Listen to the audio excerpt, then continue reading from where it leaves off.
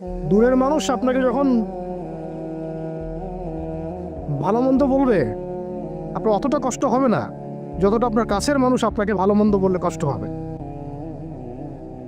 যখন আপনার প্রিয় মানুষেরা আপনাকে পাথর ছুড়বে, এই পাথরের আঘাত সহ্য করা এত সহজ না। কাফেররা, ফাসেকরা, জালেমরা, মুশরিক, মুনাফিকরা পাথর ছুড়বে, সেই পাথর আপনি সৌভাগ্যের সাথে বরণ করতে পারেন, সেই রক্তক্ষরণে আপনার কষ্ট হবে না।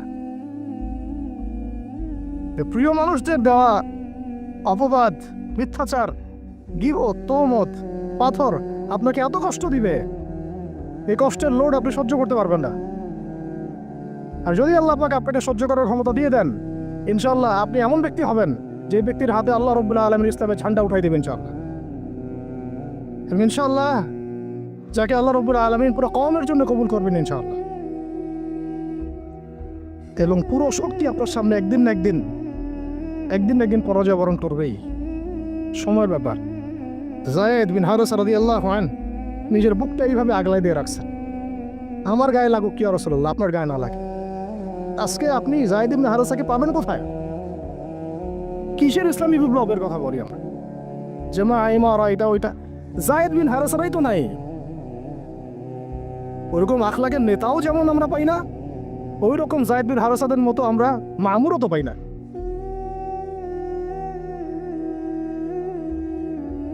বরং এখন তো এমন যুগ চলতেছে যে মানুষ সামান্য দুনিয়াবী স্বার্থের কারণে, সামান্য দুনিয়াবী স্বার্থ, একটু মোহ, একটু দাম্ভিকতা, একটু অহংকার, একটু জিদ, একটু রাগ, একটু ক্ষোভ ইত্যাদির কারণে মানুষ, নিজের প্রিয় মানুষ আপনাকে মানুষের হাতে উঠাই দিতে পারে। সবাই মিলে তাকে বাঁধর মারো, আমি তাকে দেখতেছি। সবাই তাকে বাঁধর মারো, আমি তাকে দেখতেছি। যেন নিজের প্রিয় মানুষকে পাথর মারলে এটা দেখলে আপনার মনে আরো শান্তি আসতেছে। কিভাবে আপনি আপনার প্রিয় মানুষকে হাজারো লক্ষ মানুষের হাতে উঠাই দিতে পারেন, যে মানুষটা তাকে ধর্ষণ করবে, ছিঁড়ে খাবে, পাথর মেরে থাতলা করবে, আবার আপনি তাকে মহব্বতের দাবিও করেন? কিসের মহব্বত? মহব্বত কাকে বলে? মহব্বত তো এইটা যেটা যায়েদ বিন হারেসা রাদিয়াল্লাহু আনহু করেছে। এটা কি মহব্বত না?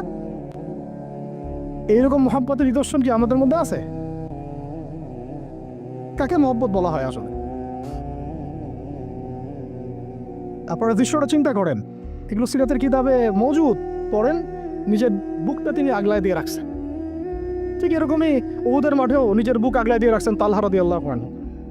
দূর থেকে একটার পর একটা তীর আসতেছে, ওনার গায়ে লাগতেছে। তীরে লাগা কি চারটাখানি কথা? সাদ বিন আবি ওয়াক্কাস রাদিয়াল্লাহু আনহু পিঠ দিয়ে রাখছেন, ইয়া রাসূলুল্লাহ আপনার গায়ে যেন না লাগে। তোমরা জীবন্ত শহীদ দেখতে চাও, তালহাকে দেখো। 70-এর বেশি আঘাত তার গায়ে ছিল উহুদের দিন। সাদ বিন আবি ওয়াক্কাস রাদিয়াল্লাহু আনহুকে নবীজি বলছেন যে, হে সাদ, তীর ছুঁড়ো, তোমার জন্য আমার পিতামাতা কুরবান হয়ে যাক। কোন সাহাবীর জন্য নবীজি এমন কথা বলেন নাই যে তোমার জন্য আমার পিতামাতা কুরবান হয়ে যাক। এবং সাহাবীরা বলতেন, ইয়া রাসূলুল্লাহ আপনার জন্য আমার পিতামাতা কুরবান হয়ে যাক। একমাত্র সাহাবী সাদ বিন আবি ওয়াক্কাস রাদিয়াল্লাহু আনহুর জন্য নবী সাল্লাল্লাহু আলাইহি ওয়াসাল্লাম এই কথা বলেছেন। ওই ময়দানে উম্মে ওমরাও ছিলেন, মহিলা সাহাবী, অনবরত তীর ছুঁড়েছেন রাসূলের গায়ে যেন আঘাত না লাগে। ওই ময়দানে হানজালা ছিলেন, ছুটতে আবু সুফিয়ান পর্যন্ত পৌঁছে গিয়েছেন। ওই অবস্থায় তার শাহাদাত হয়ে গেছে, তাকে মারতে পারেন নাই, উল্টা তার গায়ে আঘাত লেগে গেছিল। গাসাসুল মালায়েকা, শহীদ হওয়ার পরে দেখা যায় তার দেহটা মাটি থেকে উপরে উঠে আসে আর দেহ থেকে পানি ঝরতেছে। নবীজি জিজ্ঞাসা করা হলো তার এই হালত কেন? নবী সাল্লাল্লাহু আলাইহি ওয়াসাল্লাম বললেন যে গত রাত্রে স্ত্রীর সাথে ছিল, সে জিহাদের ডাক আসছে, ওই বিছানা থেকে চলে আসছে, বেচারা বিছানা থেকে এখানে চলে আসছে। হানজালা রাদিয়াল্লাহু আনহু শহীদ হয়ে গেছে, ফেরেশতারা তাকে গোসল দিচ্ছেন, এই যে পানি দেখা যাচ্ছে। ওই মাঠে সাদ বিন রবি রাদিয়াল্লাহু আনহু ছিলেন, একদম শেষ নিঃশ্বাস যাচ্ছে তার অবস্থা। আমাদের নবীজি বললেন, সাদ বিন রবিকে খুঁজে বের করো, সে আমার প্রিয় ভাজন, তাকে খুঁজে বের করো। খুঁজতে গিয়ে দেখা গেল যে তিনি এইরকম একটা হালত, 60-70টা আঘাতের চিহ্ন নিয়ে প্রায় যান যাচ্ছে অবস্থা। তো সাহাবী বললেন, হে সাদ, হে সাদ, রাসূল সাল্লাল্লাহু আলাইহি ওয়াসাল্লাম তোমাকে সালাম দিয়েছে। রাসূল তোমাকে সালাম দিয়েছেন, আর জিজ্ঞাসা করছেন তুমি কেমন অনুভব করতেছো এখন? সাদ বিন রবি বলছেন, রাসূলের কাছে আমার সালাম পৌঁছে দিও, আর আল্লাহর কসম আমি জান্নাতের ঘ্রাণ পাচ্ছি এখন। এটা বলতে বলতে তার শাহাদাত হয়ে যায়। আর তিনি বলতে বলতে একটা কথা শেষে বলে গিয়েছিলেন যে আমি চলে যাওয়ার পরে, তিনি আনসারদের নেতা ছিলেন, আমি চলে যাওয়ার পর তোমরা থাকা অবস্থায় যদি মুহাম্মদ সাল্লাল্লাহু আলাইহি ওয়াসাল্লামের গায়ে একটা আঁচড়ও লাগে, তোমরা আল্লাহর সামনে কোনো হুজ্জাত দিতে পারবে না। আমি চলে যাওয়ার পরে যদি মুহাম্মদ সাল্লাল্লাহু আলাইহি ওয়াসাল্লামের গায়ে একটা আঁচড়ও লাগে, তোমরা আল্লাহর সামনে কোনো হুজ্জাত দিতে পারবে না। আর আমরাও তো এখন দুনিয়াতে বেঁচে আছি, আমাদের নবী সাল্লাল্লাহু আলাইহি ওয়াসাল্লামের গায়ে কি না লাগতেছে, আমরা কি বা করতে পারতেছি। কত সাহাবী, একটা কথা বলতে ভুলে গেছিলাম, যায়েদ বিন হারেসা রাদিয়াল্লাহু আনহু, ইসলামের পরে যে ভাই ভাই সম্পর্ক করে দেওয়া হয়েছিল, দিনী ভাই, যায়েদ বিন হারেসা রাদিয়াল্লাহু আনহু দিনী ভাই ছিলেন হামজা রাদিয়াল্লাহু আনহু, সাইয়্যিদুশ শুহাদা। তার হালত আমরা দেখেছি উহুদের মাঠে। এমন সিংহ যার সামনে কেউ লড়াই করতে পারে না, আর আল্লাহর যে সিংহটার সামনে কাফেররা পেরে ওঠে না, পিছন থেকে আঘাত করে, তাকেও পিছন থেকে আঘাত করা হয়েছে। বর্ষা বের হয়ে গেছে নাবির নিচ দিয়ে, ওই অবস্থায় মারতে আসছিলেন তিনি, ওয়াহশী তাকে শহীদ করেছিল। নবী সাল্লাল্লাহু আলাইহি ওয়াসাল্লাম তার লাশ দেখে অঝোর নয়নে কেঁদেছেন, কারণ তার বুকটা চিরে ফেলছিল কাফেররা, চিরে কলিজা বের করার চেষ্টা করছিল, পারে নাই, কলিজা বের করে চিবাই খাওয়ার চেষ্টা করছিল। তাহলে কাফেরদের ক্ষোভ চিন্তা করেন, কাফেররা আমাদের ব্যাপারে কি পরিমাণ ক্ষোভ লালন করে, তারা আমাদের ব্যাপারে কি পরিমাণ ক্ষোভ লালন করে ভিতরে ভিতরে আমরা জানিও না, বুঝিও না। আমরা ওদের সাথে বন্ধুত্ব করতে চাই, ওদেরকে আমাদের নিজেদের আপন মনে করি, ওদের হাতে আমরা আমাদের দিনী ভাইদেরকে উঠাই দিই, বোনদেরকে উঠাই দেই, আপনজনদেরকে উঠাই দেই। হামজা রাদিয়াল্লাহু আনহুর এরকম হালত। তার দিনী ভাই ছিলেন যায়েদ বিন হারেসা রাদিয়াল্লাহু আনহু। বহু ঘটনা আছে, আমি যেটা বলতে যাচ্ছিলাম ওইখান থেকে এদিকে চলে আসছি। এরপরে নবী সাল্লাল্লাহু আলাইহি ওয়াসাল্লাম তায়েফের একটা আঙ্গুর বাগানে প্রবেশ করেন, এত ক্ষতবিক্ষত অবস্থায়। পাথরের ঢিলকে আপনারা এত তুচ্ছ মনে করেন না, কিন্তু এটা কিন্তু এত তুচ্ছ বিষয় না, কিন্তু যন্ত্রণাদায়ক বিষয়। তার মধ্যে বললাম তার আপন মানুষ, কাছের মানুষ। আঙ্গুর বাগানে যাওয়ার পরে ওখানে আদ্দাস রাদিয়াল্লাহু আনহু, আদ্দাস নামে একজন বাগানের দেখভালকারী ছিল। এই বাগান ছিল আমার ওতবা এবং সাইবার, বড় আঙ্গুর বাগান।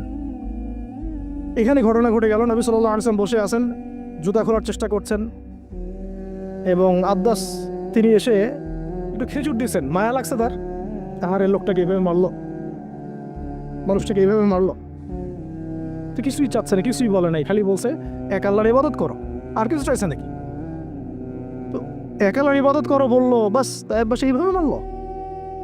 আর মানবে না তো মারলো কেন? ও বেচারের কাছে খারাপ লাগছে, দাওয়াত কবুল করবে না তো মারলো কেন? লাঞ্ছিত করে কি দরকার ছিল? কবুল না করলে চলে যাবে, বা কবুল না করলে তারা ফিরাই দিবে, মারার কি দরকার আছে?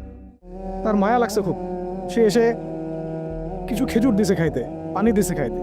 ওই অবস্থায় নবী সাল্লাল্লাহু আলাইহি ওয়াসাল্লাম পানির গ্লাস নিয়ে, খেজুর নিয়ে বিসমিল্লাহির রহমানির রহিম, বিসমিল্লাহ বলছেন, বিসমিল্লাহ। তো বিসমিল্লাহ শুনে সে আদ্দাস, তার খুব ভালো লাগছে যে এই শব্দটা আপনি কোথা থেকে পেলেন।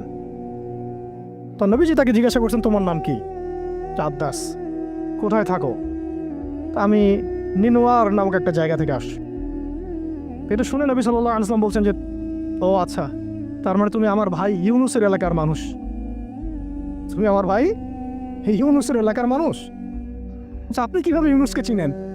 ইউনুস আমার ভাই, নবীগণ সবাই বৈমাত্রিক ভাই, আমি আল্লাহ রসুল, সেও আল্লাহ নবী। তখন তিনি ইসলাম কবুল করেন। আদ্দাস রাদিয়াল্লাহু, তার নামে ওখানে এখনো মসজিদ আছে।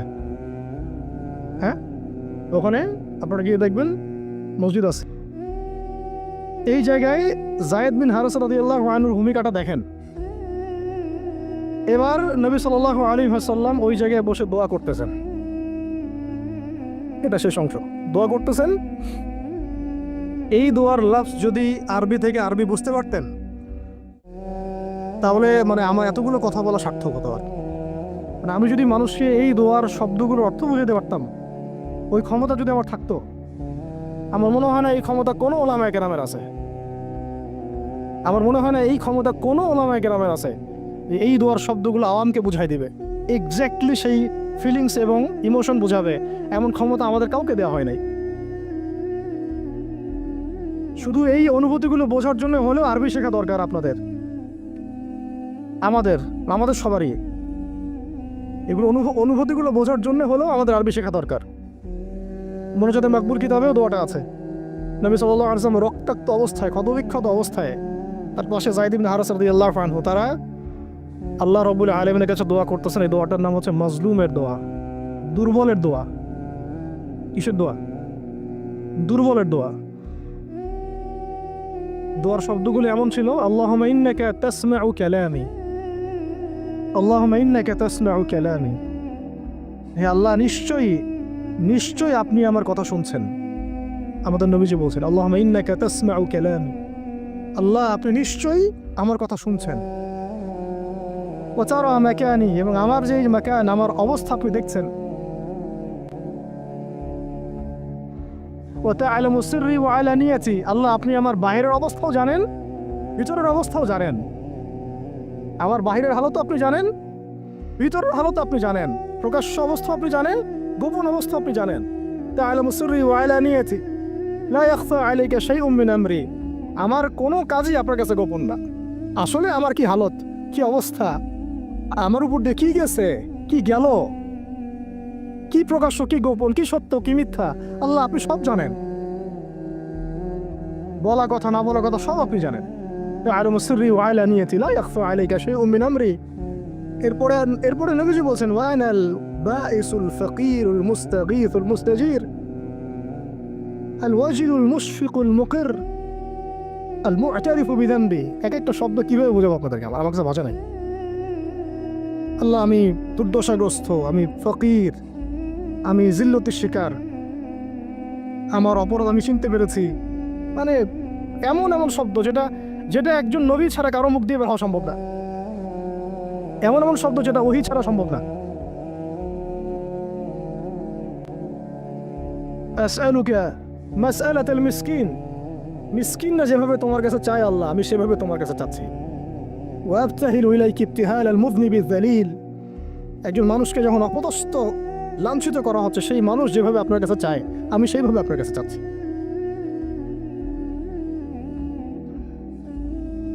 আরো অনেক শব্দ আছে, মাঝখানে লাইন আছে। একটা জায়গায় আছে অনেক বড় দোয়া, আল্লাহুম্মা ইয়া খায়রুল মাসউলিন ইয়া খায়রুল মু'তিন ইলাইকা আশকু দুআফা কুওয়াতি। এই অংশটা সব কিতাবেই আছে সিরাতের। আল্লাহুম্মা ইলাইকা আশকু দুআফা কুওয়াতি, আল্লাহ আমি তোমার কাছে আমার শক্তির অক্ষমতা প্রকাশ করতেছি। মানে আমার যে শক্তি নাই এখন, তাই বাসে আমার সাথে এগুলো করলো, আমার তো শক্তি নাই এখন, আমার এই শক্তির অক্ষমতা আল্লাহ আমি তোমার কাছে প্রকাশ করতেছি।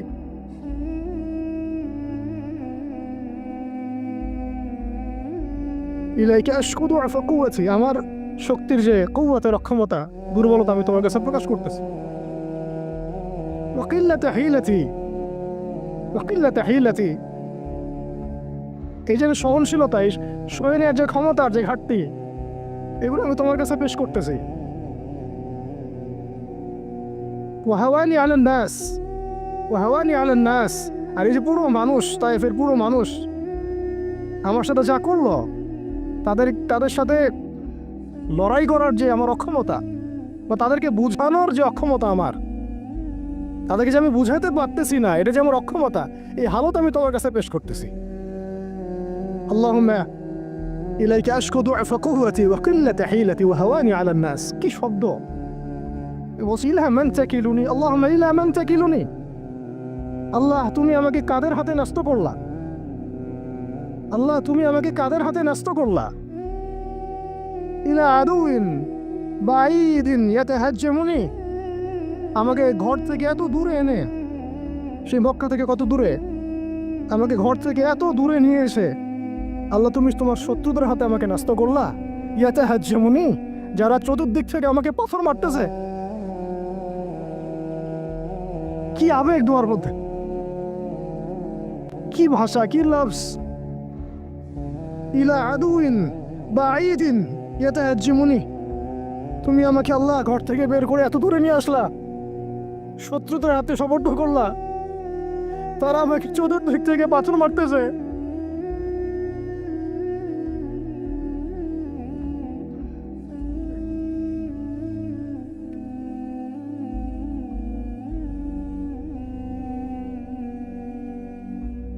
আম্মি লা করিবিন মাল্লাকতাহু আমরি, পরে নবীজি বলছেন আম্মি লা করিব, নাকি আমাকে কাছের মানুষদের হাতে নিয়ে আসছো আল্লাহ। আল্লাহ তুমি কি আমাকে কাছের মানুষদের হাতে উঠাই দিছো? মাল্লাকতাহু আমরি, যারা আমার ভালো মন্দের কাজের মালিক হয়ে গেছে। এইভাবে দোয়া করতে লাগলেন নবী সাল্লাল্লাহু আলাইহি ওয়াসাল্লাম। যায়েদ বিন হারিস রাদিয়াল্লাহু আনহু শামিল আছেন এখানে। তারপরে নবীজি বলছেন ইল্লাম তাকুন সাখিতুন আলাই ফালা উবালি, আল্লাহ এত কিছুর পরও যদি তুমি আমার মধ্যে অসন্তুষ্ট না হও, আমার কিছুই যায় আসে না। আল্লাহ এত কিছু হয়ে গেল, এরপরে যদি তুমি আমার উপর অসন্তুষ্ট না হও, অন্তত আমার কিছুই যায় আসে না। আলহামদুলিল্লাহ। ইল্লাম তাকুন সাখিতুন আলাই ফালা উবালি, তুমি যদি আমার উপর আল্লাহ অসন্তুষ্ট না হও, তোমার কাছে আমি ঠিক থাকতে পারি, তোমার কাছে আমার অবস্থান ঠিক থাকে আল্লাহ, ফালা উবালি, আমি এসবের কোনো কিছুর পরোয়া করি না। কিভাবে বুঝবেন এই ভাষা শব্দগুলো? ঠিক এইরকম শব্দেই দোয়া করেছিলেন খুবাইব রাদিয়াল্লাহু আনহু যখন তাকে শুলে চড়ানো হবে, এবং তিনি তখন, শুলদণ্ড অনেক কঠিন, জীবন্ত একটা মানুষকে মেরে ফেলা, পিছন দিক থেকে লোহা আছে না, এগুলো প্রবেশ করে মাথা দিয়ে বের করে দেয়। শুলদণ্ড, খুবাইব বিন আদি রাদিয়াল্লাহু আনহুকে শুল দেওয়া হয়েছেন। এটা রাজের ঘটনা, সিরাতে পড়বেন, রাজের ঘটনা। ট্র্যাপে ফেলে হত্যা করা হয়েছে। যখন তাকে শুলে দেওয়া হচ্ছে, তখন তাকে বলা হয়েছে যে তোমার জায়গায় যদি মুহাম্মদকে হত্যা করা হয়, তুমি কি খুশি হবা? তোমাকে ছেড়ে দিয়ে যদি মুহাম্মদকে হত্যা করা হয়? বলছেন যে আমার জায়গায় মুহাম্মদকে হত্যা করা তো দূরের কথা, সাল্লাল্লাহু আলাইহি ওয়াসাল্লাম, তার একটা লোম বাঁকা হোক আমি সেটা চাই না, সেটাও সহ্য করতে পারবো না।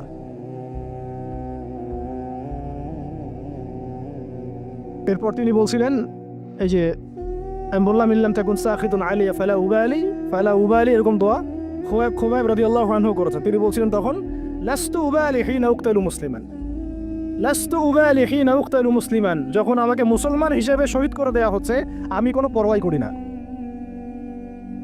যখন আমাকে মুসলমান হিসেবে শহীদ করে দেওয়া হচ্ছে আমি এর কোনো পরোয়াই করি না। লাস্তু উবালি হিনা উকতালু মুসলিমান আলা আই শাক্কিন কানা ফিল্লাহি মাসরাই, আমাকে হত্যা করার সময় যেদিকেই তোমরা পাশ ফিরাও না কেন, ওই পাশ আল্লাহর জন্যে। ওয়াযালিকা লিল্লাহ ওয়াযালিকা যাত লিল্লাহি ওয়া ইয়াশা, আর তিনি তো এমন জাতের ইলাহ, এমন ইলাহ, তিনি একজন, আল্লাহর কথা বলা হচ্ছে, তিনি এমন একজন ইলাহ, তিনি যদি চান ইউবারিক আলা ফি কুল্লি শিলউইন মুমাজ্জাহ, তিনি আমার কেটে ফেলা প্রত্যেকটা হাড়ে এবং মাংসে বরকত দিয়ে দিবেন। এইভাবে তাকে হত্যা করা হয়েছে। খুবাইব রাদিয়াল্লাহু আনহু প্রতারণা করে ট্র্যাপে ফেলা হয়েছে। এরকম বীরে মামুনাও ঘটনা ঘটছে, এরকম 70 জন সাহাবীকে ট্র্যাপে ফেলে হত্যা করে দেওয়া হয়েছে। আপনারা সতর্ক থাকবেন। এই ঘটনার পরে বহু ঘটনা হয়েছে, সিরাতে হিজরত হয়েছে। উম্মে আইমান একজন সাহাবী ছিলেন, কি নাম, নবী সাল্লাল্লাহু আলাইহি ওয়াসাল্লামের অনেক প্রিয় ভজন। তিনি নবী সাল্লাল্লাহু আলাইহি ওয়াসাল্লামকে ভরণ পোষণ, লালন পালন করেছেন, কিন্তু তিনি দেখতে কালো ছিলেন। খুব সুন্দরী নারী যেমন, এমন না, ঠিক আছে। তিনিও ওই দাসের শ্রেণীর মধ্যেই ছিলেন। তাকে তো সবাই সচরাচর বিয়ে করতে চাচ্ছে না। তো নবী সাল্লাল্লাহু আলাইহি ওয়াসাল্লাম বলেছিলেন একবার যে তোমাদের মধ্যে কেউ আসো জান্নাতের একটা মেয়েকে বিয়ে করবা? তোমাদের মধ্যে কি এমন কেউ আসো যে জান্নাতে একটা মেয়েকে বিয়ে করবা? উম্মে আইমান, হ্যাঁ আমার প্রিয় ভজন, উম্মে আইমান উনি তো এমন সাহাবী ছিলেন, নবী সাল্লাল্লাহু আলাইহি ওয়াসাল্লাম সম্মানার্থে, তার সম্মানার্থে চাদরও বিছাই দিছে উম্মে আইমান। আমি তো ভুল হইতে পারি জায়গাটা, আপনারা একটু দেখে নিন। তো নবী সাল্লাল্লাহু আলাইহি ওয়াসাল্লাম যখন উম্মে আইমানের কথা বলেছেন, তখন অনেকেই দাঁড়ায় নাই বিয়ে করার জন্যে। তো যায়েদ বিন হারেসা রাদিয়াল্লাহু আনহু দাঁড়িয়েছে, তাই আমি বিয়ে করবো। যায়েদ বিন হারেসা রাদিয়াল্লাহু আনহু নবী সাল্লাল্লাহু আলাইহি ওয়াসাল্লামের এই আদেশ পালনার্থে একজন জান্নাতি নারীকে বিয়ে করেছেন উম্মে আইমান, এবং তার গর্ভ থেকেই সন্তান জন্ম নিয়েছে উসামা বিন যায়েদ। উসামা বিন যায়েদ, ওই যার ব্যাপারে নবীজি শেষে বললেন যে উসামা, ওকে আমি ভালোবাসি, তার বাবাকে আমি ভালোবাসতাম। আরও একটা ঘটনা আছে, উসামা বিন যায়েদ রাদিয়াল্লাহু আনহুকে যখন আবু বকর রাদিয়াল্লাহু আনহু আবার মিশনে পাঠাচ্ছিলেন, কোন মিশনটা যেটা অসমাপ্ত ছিল, নবী সাল্লাল্লাহু আলাইহি ওয়াসাল্লামের ইন্তেকালের সময় ওই মিশনটা থেকে তারা ফিরে আসেন। পরে আবু বকর রাদিয়াল্লাহু আনহু আবার এই জায়েশ পাঠান জুরফ নামক জায়গায়, রোমানদের এগেনস্টে। তো তখন কিছু কিছু সাহাবী আপত্তি তুলছিলেন। তখন আবু বকর রাদিয়াল্লাহু আনহু বলছিলেন যে সাকিলাতকা উম্মুকা ইবনুল খাত্তাব, হে ওমর, তোমার মা তোমাকে হারায় ফেলুক। ওমর রাদিয়াল্লাহু আনহু বলছিলেন যে একটু ভেবে দেখেন, আরও বড় বড় সাহাবীরা আছেন, আনসারী সাহাবীরা আছেন। তখন আবু বকর রাদিয়াল্লাহু আনহু বলছেন যে ইস্তা'মালাহু রাসূলুল্লাহ, তাকে আল্লাহ রাসূল সাল্লাল্লাহু আলাইহি ওয়াসাল্লাম দায়িত্ব দিয়ে গিয়েছিলেন। ওয়া আনতা তা'মুরুনি আন আনজিহা, আর আনজিহু, আর তুমি আমাকে আদেশ করতেছো যে আমি তাকে স্থলাভিষিক্ত করব। তুমি ফিরে যাও, প্রস্তুতি গ্রহণ করো, সাহাবীদেরকে বলো প্রস্তুতি নিতে, তার ওসামার জায়সে যাবে। সে হচ্ছে ওসামা বিন যায়েদ রাদিয়াল্লাহু আনহু, আসছেন উম্মে আইমান রাদিয়াল্লাহু আনহার গর্ভ থেকে, জান্নাতি নারী। তো জান্নাতি নারীর জন্যে রূপ সৌন্দর্য শর্ত না, জান্নাতি নারীর জন্যে কি শর্ত না? রূপ সৌন্দর্য শর্ত না, তাকওয়া, ঈমান, এগুলো শর্ত। এরকম বিয়েও তিনি করেছেন নবী সাল্লাল্লাহু আলাইহি ওয়াসাল্লামের পছন্দ মতো। আবার তিনি যায়নাব বিনতে জাহাশ রাদিয়াল্লাহু আনহাকেও বিয়ে করেছিলেন। যায়নাব বিনতে জাহাশ রাদিয়াল্লাহু আনহাকে বিয়ে করেছিলেন। কিন্তু একটু শেষ করে দিচ্ছি, 5 মিনিট, একটু ধৈর্য ধরেন। যায়নাব বিনতে জাহাশ রাদিয়াল্লাহু আনহাকে তিনি বিয়ে করেছিলেন। এটাও নবী সাল্লাল্লাহু আলাইহি ওয়াসাল্লামেরই তত্ত্বাবধানে হয়েছিল। নবী সাল্লাল্লাহু আলাইহি ওয়াসাল্লাম যায়নাব বিনতে জাহাশ রাদিয়াল্লাহু আনহাকে বলেছিলেন যে যায়েদকে বিয়ে করো, যায়েদ আমার অনেক প্রিয় ভজন। আর যায়নাব বিনতে জাহাশ রাদিয়াল্লাহু আনহা আল্লাহর নবীর ফুফাতো বোন ছিলেন, যে বোনকে বিয়ে দিয়েছেন যায়েদ বিন হারেসা রাদিয়াল্লাহু আনহুর সাথে। কিন্তু দাম্পত্য জীবনে মানে স্টেবিলিটি ছিল না, দাম্পত্য জীবনে একদম নির্ঝঞ্ঝাট ছিল না জীবনটা, একটু সমস্যা হচ্ছিল। কারণ যায়েদ রাদিয়াল্লাহু আনহু গোত্রগতভাবে কি ছিলেন?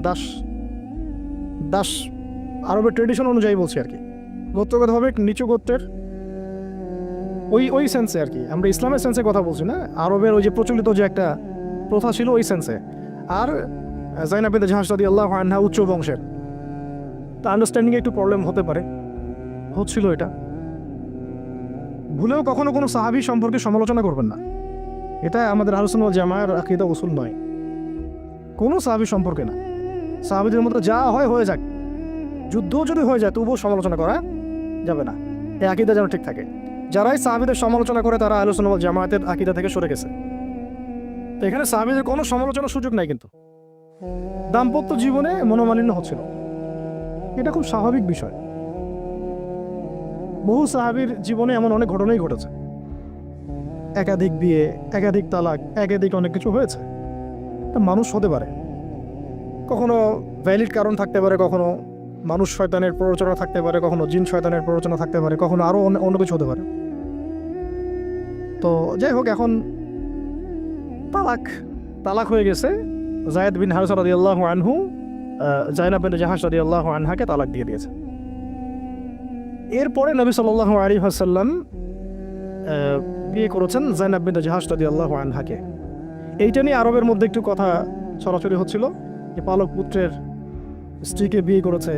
আরবের মানুষ এটা নিয়ে কানাঘোষা করছিল। তখন আল্লাহ রাব্বুল আলামিন আয়াত নাজিল করেছিলেন, সূরা আহজাবের মধ্যে আছে, মুহাম্মদ সাল্লাল্লাহু আলাইহি ওয়াসাল্লাম তোমাদের মধ্যে কোনো পুরুষের পিতা নন। মা কানা মুহাম্মাদুন আবা আহাদিন মিন রিজালিকুম ওয়ালাকিন রাসূলুল্লাহি ওয়া খাতামান নবী। আর এই সূরার মধ্যেই মনে হয় 37 নম্বর আয়াতে 36 বা 37 নম্বর আয়াতের দিকে যায়েদ রাদিয়াল্লাহু আনহুর এই ঘটনা আছে। যখন যায়েদ তালাক দিল, তুমি চক্ষু লজ্জা করলে, মানুষকে লজ্জা করলে, কিন্তু আল্লাহ রাব্বুল আলামিন বিধানদাতা, তিনি বিধান দিলেন যে পালক পুত্রের বিষয়টা আরবরা যেভাবে ডিল করে সেটা আল্লাহ রাব্বুল আলামিনের ওহী নয় বা আল্লাহ পাকের বিধান নয়। তো বিস্তারিত পড়তে পারবেন। তো এটাও একটা ঘটনা ঘটে গিয়েছিল। এরপর শেষ কথা হলো, শেষ যেটা পয়েন্ট সেটা হচ্ছে এরপরে অষ্টম হিজরতের অষ্টম বছর একটা বিশাল ঘটনা ঘটে গেল যে একজন সাহাবী, তার নাম হারিস বিন উমাইয়া। নাম কি? হারিস বিন উমাইয়া। তাকে নবী সাল্লাল্লাহু আলাইহি ওয়াসাল্লাম চিঠি দিয়েছেন, একটা চিঠি দিয়ে, শেষ অংশ, চিঠি দিয়ে তিনি পাঠিয়েছেন, যাও গাসসান নামক জায়গায় যাও। কোথায়? গাসসান। এটা জর্ডান আছে না, জর্ডান, এই জর্ডানের একটা জায়গা হলো গাসসান। এই গাসসান নামক জায়গায় যাও, সেখানে একজন গভর্নর আছে, তার নাম সুরাহাবিল। কি নাম? তাকে পত্রটা দিবা, দিয়ে ইসলাম কবুল করতে বলবা। তো হারিস বিন উমাইয়া রাদিয়াল্লাহু আনহু গিয়েছেন। এবার এরা এত বেশি উদ্ধত ছিল, সাহাবীকে ধরে হত্যা করে দিয়েছে। নাউজুবিল্লাহ। তিনি কিন্তু রাষ্ট্রদূতকে হত্যা করা তো জঘন্য অপরাধ, এমনিতেই অপরাধ, তার মধ্যে রাসূলের রাষ্ট্রদূত সাহাবী, তিনি, তাকে এভাবে হত্যা করে দেওয়া হলো। কয়জন সাহাবীকে হত্যা করলো? কয়জন? এর আগে আমি একটা ঘটনা বলছিলাম না, বনু কাইনুকার ঘটনা। একজন নারী সাহাবীকে টিস করেছিল, আর একজন সাহাবী প্রতিবাদ করেছিলেন, সেই সাহাবীকে মেরে ফেলা হয়, হত্যা করা হয়, শহীদ করা হয়। নবী সাল্লাল্লাহু আলাইহি ওয়াসাল্লাম পুরা বনু কাইনুকার সাথে যুদ্ধ করেছেন। এখানেও দেখেন একজন সাহাবী হারিস বিন উমাইয়া রাদিয়াল্লাহু আনহুকে হত্যা করা হলো। এবার নবী সাল্লাল্লাহু আলাইহি ওয়াসাল্লাম 3000 সেনাবাহিনী গঠন করলেন। কত হাজার? এখন শুনেন, আমি একটা দলিল দিতে চাইলাম যে দেখেন, সারা বিশ্বে চায়নার কথা বলেন, সিরিয়ার কথা বলেন, রোহিঙ্গাদের কথা বলেন, আরাকানের কথা বলেন, আপনি কাশ্মীরের কথা বলেন, আফগানের কথা বলেন, তারপরে এই যে আফ্রিকার কন্টিনেন্টের কথা বলেন, আফ্রিকা, মালি, নাইজেরিয়া, সোমালিয়া, আর মধ্যপ্রাচ্যের কথা আর কি বলবো, Yemen, Libya, Jordan, Lebanon, Palestine, Gaza, এই সারা বিশ্বে যত মুসলমান আছে তাদের মধ্যে কত লক্ষ মুসলমানকে হত্যা করার পরেও এই সিদ্ধান্ত এখন উম্মাগতভাবে আমরা নিতে পারি নাই, যেটা নবী সাল্লাল্লাহু আলাইহি ওয়াসাল্লাম বনু কাইনুকার এগেনস্টে নিয়েছিলেন আর এই রোমানদের এগেনস্টে নিয়েছিলেন। একজন নারী সাহাবীকে শ্লীলতাহানি করা, আরেকজন সাহাবী তাকে বাঁচাতে এসে তার পক্ষে প্রতিবাদ করায় তাকে হত্যা করা, এবং নবী সাল্লাল্লাহু আলাইহি ওয়াসাল্লাম পুরো বনু কাইনুকাকে উচ্ছেদ করলেন। এখানে সুরাহাবিল কি করেছে? একজন সাহাবীকে হত্যা করেছে, রাষ্ট্রদূত হারিস বিন উমাইয়া। নবী সাল্লাল্লাহু আলাইহি ওয়াসাল্লাম 3000 সৈন্য পাঠিয়ে দিচ্ছেন। আর এখন উম্মার দিকে তাকান, যে রাষ্ট্রগুলোর কথা আমি বললাম, আমাদের সহ সব জায়গায় আমাদেরটা অন্যভাবে ডিল করি আমরা, বাইরের সব রাষ্ট্রগুলো, এই রাষ্ট্রগুলোতে কত হাজার সৈন্য না, কত হাজার নিরপরাধ মুসলিমকে হত্যা করা হচ্ছে। সংখ্যাটা কি হাজারে না লাখে? কত হাজার বা লাখ বাচ্চাদেরকে হত্যা করা হয়েছে, কত হাজার বা লাখ মা বোনদেরকে হত্যা এবং ধর্ষণ করা হয়েছে। তারপরে উম্মাগতভাবে আমরা এখন এই সিদ্ধান্তে আসতে পারি নাই, যে সিদ্ধান্ত নবী সাল্লাল্লাহু আলাইহি ওয়াসাল্লাম তাৎক্ষণিক নিয়ে ফেললেন। আমার রাষ্ট্রদূতকে হত্যা করেছে, 3000 সৈন্য রেডি, এবং তারা কিন্তু সুপার পাওয়ার। রোমানরা তখন কি সুপার পাওয়ার, এটা দেখারও সময় নাই যে তার কাছে কি অস্ত্র আছে, তাদের ক্ষমতা কতটুকু, তাদের কাছে কি আছে,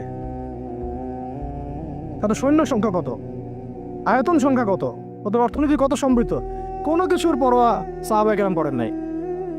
3000 সৈন্য রেডি করে এই বাহিনীর পতাকা হাতে তুলে দিলেন সাহাবী যায়েদ ইবনে হারেসা রাদিয়াল্লাহু আনহু।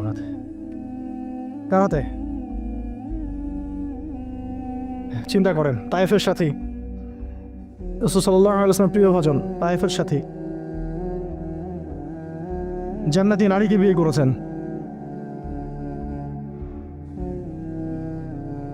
এবং বলে দিলেন যদি জায়েদ শহীদ হয়, কথাটা বলার উদ্দেশ্যই হচ্ছে জায়েদ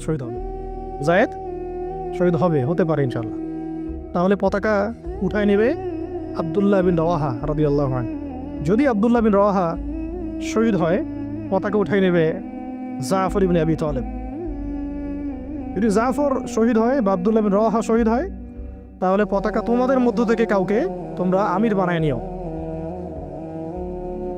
হ্যাঁ, পরে ছিল সেখানে খালিদ বিন ওয়ালিদ রাদিয়াল্লাহু আনহু। তো তিনি তখন নতুন নতুন ইসলাম কবুল করেছেন, তাই সবার আগে তাকে আমির করা হয় নাই।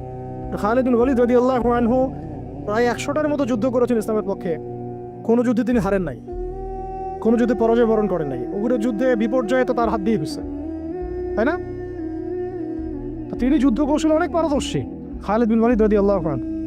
এখানে আমরা ফোকাস করতেছি একজন সাহাবীর দিকে, বাকি অন্য অন্য ঘটনা ইনশাল্লাহ অন্যদিন হবে, আজকে শেষ করে দিচ্ছি। যায়েদ বিন আনস রাদিয়াল্লাহু আনহু হাতে পতাকা দেওয়া। তো তিনি গেলেন ওখানে, যখন যাওয়ার পরে দেখলেন যে সুবহানাল্লাহ, কোথায় আমরা 3000, আর এদের মধ্যে তো রোমান সৈন্যই 1 লাখ। রোমান সৈন্য হচ্ছে 1 লাখ সৈন্য, এটা কোনো যুদ্ধ হয় নাকি? 1 লাখ সৈন্য একদিকে, একদিকে 3000 সৈন্য দাঁড়ায় আছে, এটা কোনো যুদ্ধ হয় কখনো?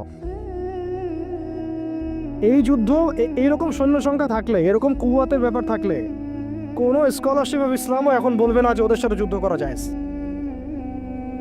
কোনো আলেমও মনে হয় ভুলেও ফতোয়া দিবে না যে তাদের সাথে যুদ্ধ করা যায় হতে পারে। তোমরা কি পাগল হয়েছো তাদের সাথে যুদ্ধ করতে যাও? ওদের 1 লাখ, তোমাদের 3000। মনে তো হয় কেউই হয়তো এই ফতোয়াটা দিবে না, যেটা এটা হতেও পারে।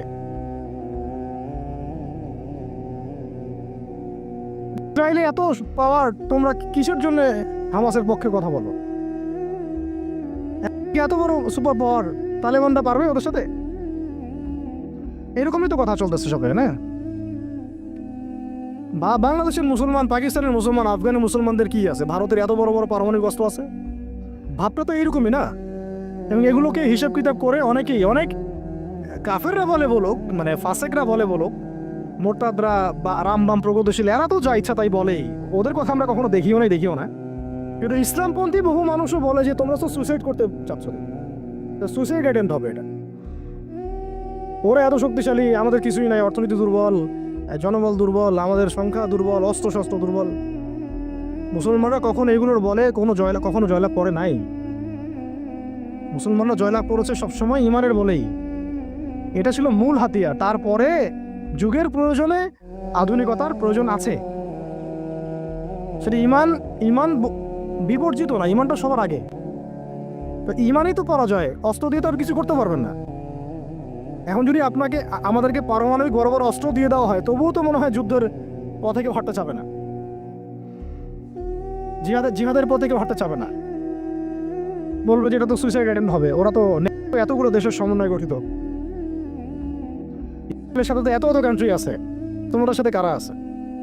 ইসরায়েলের সাথে এত বড় বড় কান্ট্রি তো আছেই, 50টা, 60টা, 70টা। হামাসকে তো এখনো নির্মূল করতে পারলো না, পারছে? একের সাথে তো এত বড় বড় রাষ্ট্র ছিল, তালেবানদেরকে তো নির্মূল করতে পারে নাই।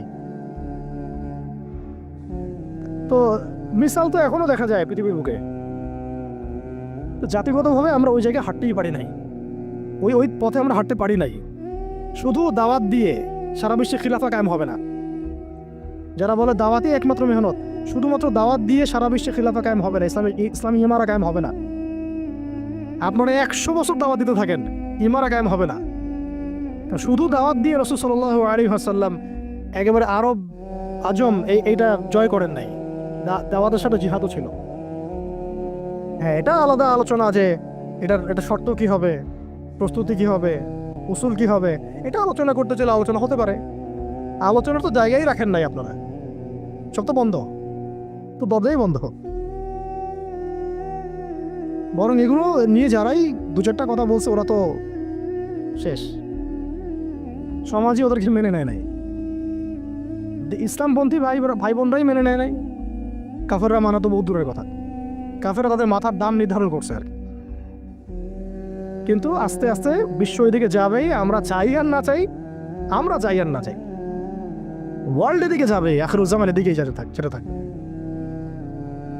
তো আল্লাহ পাক আমাদের নসিবে যদি এটা থাকে, এবং আমাদের উপরে যদি এটা কোনো না কোনোভাবে অবধারিত হয়ে যায়, আল্লাহ পাক আমাদেরকে কুওয়াতের সাথে অংশ নেওয়ার তৌফিক দেন।